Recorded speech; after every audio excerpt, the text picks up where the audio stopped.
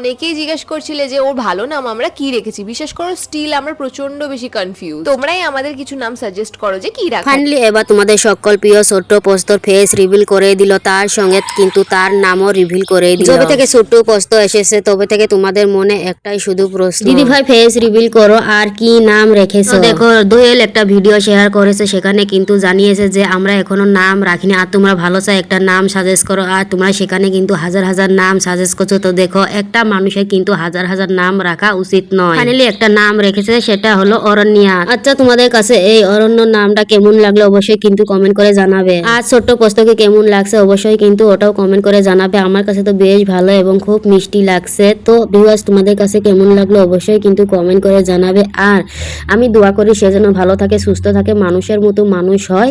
তো অনেক ভালো থেকো, অনেক সুস্থ থেকো, তোমার মা বাবাকে খুশি রেখো। যাই হোক আমি বেশি কিছু বলতে চাই না, অরণ্য নামটা কেমন হয়েছে অবশ্যই কিন্তু কমেন্ট করে জানাবে। আর এই অরণ্য নামটা কে কমেন্ট করে জানিয়েছিল সেটাও কিন্তু কমেন্ট আমাকে করতে পারো। ধন্যবাদ।